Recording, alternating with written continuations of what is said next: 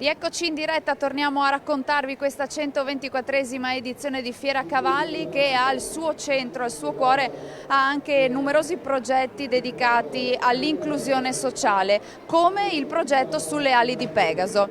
Augusta Serenelli è la istruttrice federale di FISE Veneto. Le chiedo, buongiorno, di raccontarci questo progetto che è al suo terzo anno di sviluppo.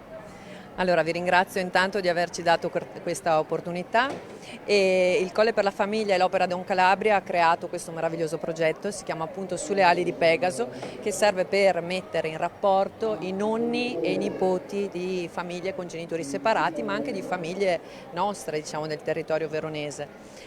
Corte Molon ci ha dato la possibilità di lavorare con i loro cavalli, il cavallo come veicolo per qualsiasi cosa. Io sono un'appassionata, amo questo animale, è sempre meraviglioso, è sempre sincero, è sempre fruibile.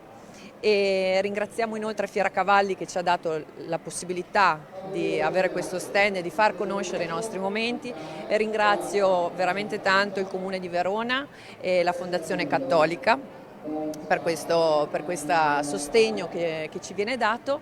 E niente, mi auguro che per gli anni successivi la presenza di più scuole sul territorio veronese e più bambini e più nonni possano darci la possibilità di far vedere che il nostro lavoro è vicino alle famiglie, che aiuta.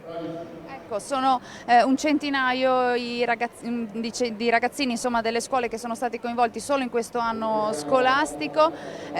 L'obiettivo qual è? Raccontiamolo bene, perché è un progetto davvero molto interessante e proprio di inclusione sociale. Allora, solo un centinaio in quanto abbiamo avuto la pandemia, in realtà un paio d'anni, 2 o 3 anni che ci lavoriamo, purtroppo con la pandemia i numeri, i tempi sono stati un po' ridotti.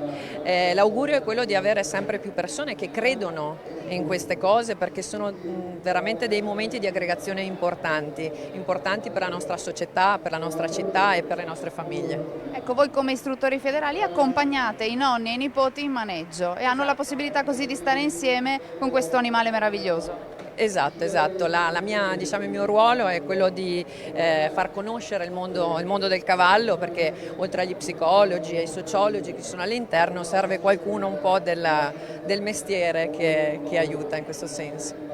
Ecco, e poi ai ragazzini delle scuole sono state anche richieste queste opere, questi disegni che hanno realizzato e che insomma raccontano a modo loro e con la loro semplicità quello che hanno vissuto nel maneggio.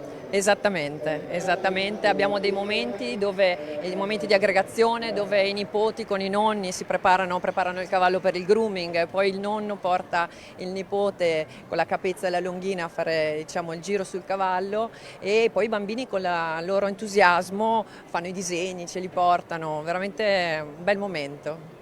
Grazie ad Augusta Serenelli di averci raccontato questo progetto, grazie davvero. Noi per il momento ci fermiamo qui, ma rimanete con noi perché torneremo in diretta tra pochissimo per raccontarvi ancora altri momenti di questa Fiera Cavalli.